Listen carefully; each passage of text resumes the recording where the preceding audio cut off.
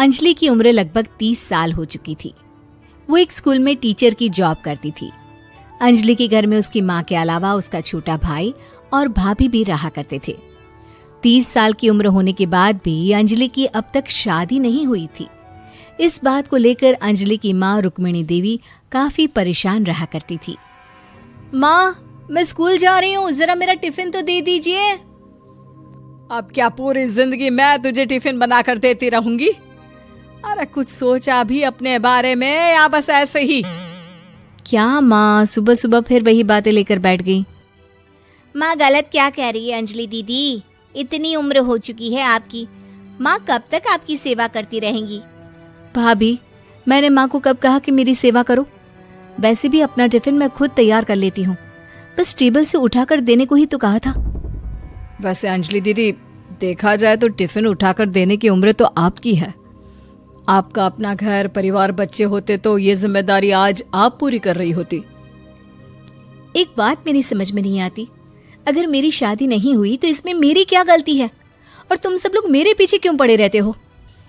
अरे कुछ कहना क्या पीछे पड़े रहना होता है? अपने छोटे भाई को देख, तुझसे 3 साल छोटा है लेकिन 2 बच्चे खेल रहे हैं आंगन में। मुझे आप लोगों की कोई बात नहीं सुननी, जा रही हूँ मैं। और आप में से किसी को मेरा कोई काम करने की जरूरत नहीं है, मैं खुद संभाल लूंगी। इतना कहकर अंजलि वहां से चली जाती है। शाम को जब अंजलि अपने स्कूल से लौटकर घर वापस आती है तो उसने देखा कि पड़ोस वाली निर्मला चाची वहां पर बैठी हुई थी। क्या बात है अंजलि बिटिया, नौकरी करके वापस आ गई? जी चाची जी, कैसी हैं आप? मैं तो ठीक हूँ बेटा, तुम बताओ शादी के बारे में कुछ सोचा या नहीं? अरे रहने दीजिए ना, इससे तो शादी की बात करना ही बेकार है। कुछ भी कहो तो गुस्सा करती है, बात बात पर आंखें दिखाती है। माँ, आप ऐसा क्यों कह रही है? मैंने कब आप पर गुस्सा किया? अरे अंजलि बेटा, तुम्हारी माँ ठीक ही तो कहती है। 30 की होने आई हो, अब तुम्हें भी शादी वादी कर लेनी चाहिए। चाची जी, आप तो ऐसे कह रही हैं जैसे शादी करने से मैंने मना किया हो। रहने दीजिए निर्मला चाची, हमारी अंजलि दीदी को अभी तक उनकी पसंद का दूल्हा नहीं मिला ना, इसीलिए वो शादी नहीं कर रही। भाभी, ऐसी कोई बात नहीं है। अरे तो फिर क्या बात है? तुम्हारी माँ ने तुम्हारे लिए इतने रिश्ते ढूंढे लेकिन तुम्हें कोई पसंद ही नहीं आता। क्या है ना चाची जी, हमारी ननद रानी नौकरी जो करती है ऐसे ही थोड़ी ना किसी को पसंद कर लेंगी। अरे भाई, नौकरी का घमंड है तो बात अलग है, कोई और बात हो तो बताओ, कोई रास्ता निकाला जाए। नहीं नहीं चाची जी, कोई बात नहीं है, बस मुझे अभी तक अपनी पसंद का कोई मिला नहीं है। सुन लिया आपने, इस लड़की के तो पर निकल आए हैं और इतनी उम्र में अपनी पसंद का कोई मिलेगा भी नहीं इसे। माँ, आप मेरी शादी को लेकर हमेशा मुझे ताने क्यों मारती रहती हैं? अपनी माँ की बातें तो ताने लगती है। ताने हैं? बताओ, मैंने कुछ गलत कहा क्या? देखो, ये सब छोड़ो, मेरी दूर की बुआ का बेटा है, उसकी अभी शादी नहीं हुई है, उम्र होगी कोई 34-35 साल। आप कहें तो बात आगे बढ़ाऊं? अरे हाँ हाँ, क्यों नहीं, ये भी कोई पूछने की बात है। अरे जल्दी से लड़के को यहाँ बुला लो। माँ, आप मुझसे पूछे बिना मेरी शादी की बात करने जा रही हैं और मेरी उम्र 30 भी पूरी नहीं हुई है। निर्मला चाची कह रही है कि वो लड़का 35 साल का है।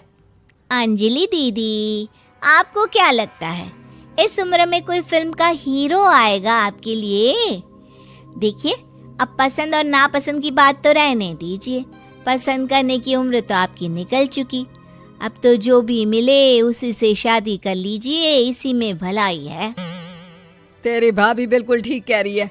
अब जैसा रिश्ता मिले उसके लिए हाँ कर देना, ताकि हम भी गंगा नहाए। ठीक है, चलिए मैं उस लड़के को कहती हूँ, वो कल ही अंजलि को देखने आ जाएगा। अगले दिन निर्मला चाची के दूर का रिश्तेदार अंजलि को देखने उसके घर आता है।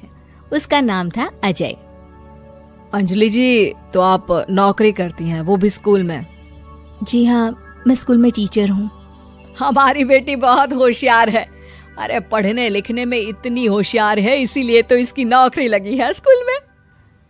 हाँ हाँ ठीक है आंटी जी, जरा मुझे भी तो बात करने दीजिए आपकी बेटी से।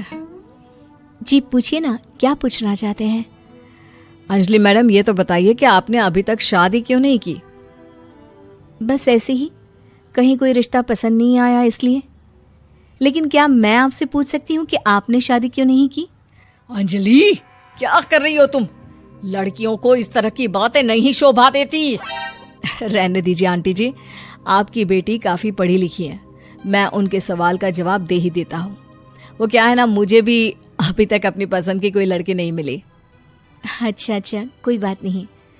वैसे आपकी तनख्वाह कितनी है? कितना कमा लेती हैं महीने का? जी यही कोई 25,000 महीने। बस 25,000? इतने से क्या होता है? इतने से तो आजकल घर भी नहीं चलता। आपके कहने का क्या मतलब है? अरे मैं तो ये सोच कर आया था कि नौकरी वाली लड़की है, आराम से 40,000 कमाती होगी। माफ कीजिएगा, आपका और मेरा रिश्ता नहीं हो सकता। जी कोई बात नहीं, मुझे भी आपके साथ शादी करने में कोई इंटरेस्ट नहीं है। अंजलि, किस तरह की बात कर रही हो? घर आए रिश्ते को ठुकरा रही हो तुम। दीदी, अब इस उम्र में आपको इतनी अकड़ नहीं दिखानी चाहिए। अच्छा खासा रिश्ता हाथ से निकल गया, कहीं ऐसा ना हो कि जिंदगी भर कुंवारी ही रह जाओ आप। कुछ दिन और ऐसे ही निकल जाते हैं और अंजलि की शादी कभी नहीं होती।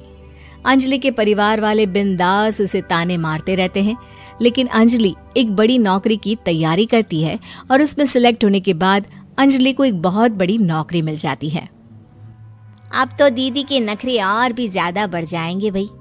अब तो इतनी बड़ी नौकरी जो लगी है, अब इनकी शादी होने से रही।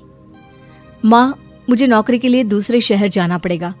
आप जानती हैं ये बहुत बड़ी जॉब है और इसमें पैसे भी बहुत ज्यादा मिलेंगे।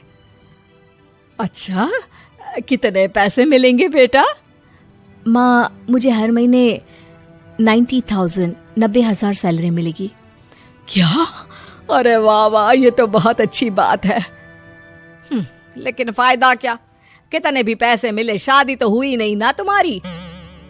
अंजलि नौकरी करने के लिए दूसरे शहर में चली जाती है और जब कुछ महीनों के बाद वो वापस घर आती है तो उसे अपने पति के साथ देखकर उसके घर वाले हैरान रह जाते हैं। अरे अंजलि, तूने शादी कर ली और हमें बताया तक नहीं। और दामाद जी करते क्या हैं? इतनी बड़ी कार है उनकी। माँ, मैं आपको सब कुछ बताना चाहती थी, लेकिन आप सबके ताने सुनकर बहुत दुखी हो गई थी और इसलिए मैंने अपनी पसंद से शादी कर ली। मेरे पति मेरे साथ ही ऑफिस में नौकरी करते हैं और बहुत बड़े अफसर हैं। और एक बात बताऊं माँ, आज मैं बहुत खुश हूँ।